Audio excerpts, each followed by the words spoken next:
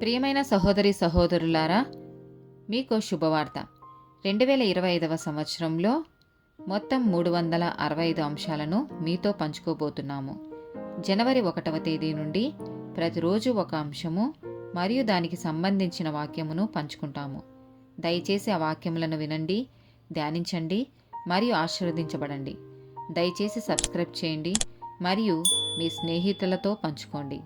ధన్యవాదాలు.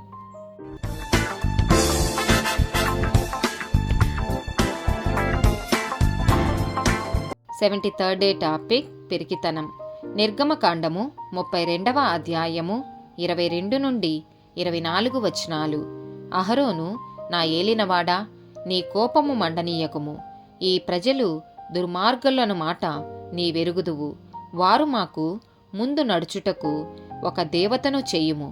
ఐగుప్తులో నుండి మమ్మును రప్పించిన వాడగు ఈ మోషే ఏమాయనో మాకు తెలీదనిరి.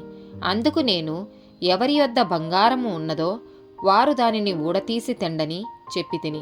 నేను దాని అగ్నిలో వేయగా ఈ దూడ ఆయననెను. సంఖ్యాకాండము 13వ అధ్యాయము 31 నుండి 33 వచనాలు. అయితే అతనితో కూడా పోయిన ఆ మనుషులు, ఆ జనులు మనకంటే బలవంతులు, మనము వారి మీదికి పోజాలమనిరి.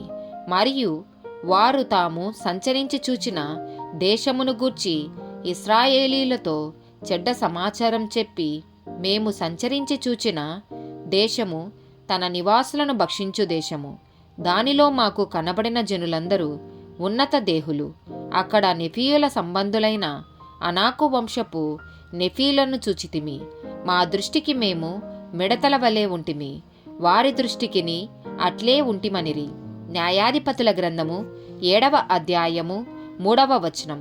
కాబట్టి నీవు, ఎవడు భయపడి వణుకుచున్నాడో వాడు త్వరపడి గిలాదు కొండ విడిచి తిరిగి వెళ్ళవలెనని జనులు వినునట్లుగా ప్రకటించుమని గిద్యోనుతో సెలవిచ్చెను. అప్పుడు జనులలో నుండి 22,000 మంది తిరిగి వెళ్ళిపోయిరి. మొదటి సమూయేలు గ్రంథము 17వ అధ్యాయము 24వ వచనం.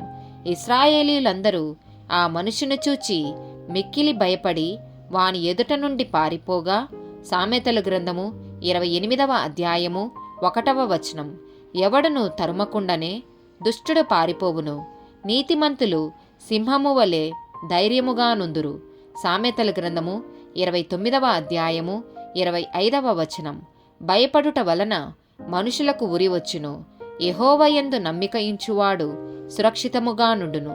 యెషయా గ్రంథము 51వ అధ్యాయము 12, 13 వచనాలు. నేనే మిమ్ము నోదార్చువాడను. చనిపోవు నరునికి, తృణమాత్రుడగు నరునికి ఎందుకు భయపడదువు? బాధపెట్టువాడు నాశనం చేయుటకు సిద్ధపడినప్పుడు వాని క్రోధమును బట్టి నిత్యము భయపడుచు, ఆకాశములను వ్యాపింపచేసి భూమి పునాదులను వేసిన యెహోవాను, నీ సృష్టికర్తయైన యెహోవాను మరచుదువా? బాధపెట్టువాని క్రోధము ఏమాయను?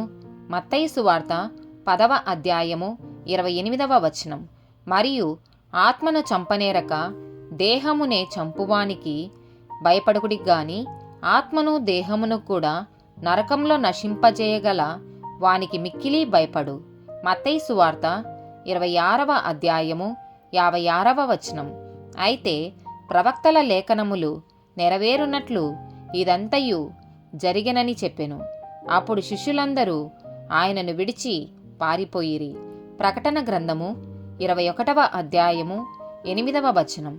పిరికివారును, అవిశ్వాసులను, అసహ్యులను, నరహంతకులను, వ్యభిచారులను, మాంత్రికులను, విగ్రహారాధికులను, అబద్ధికులందరూ అగ్ని గంధకములతో మండు గుండములో పాలు పొందుదురు. ఇది 2వ మరణము. ఆమేన్.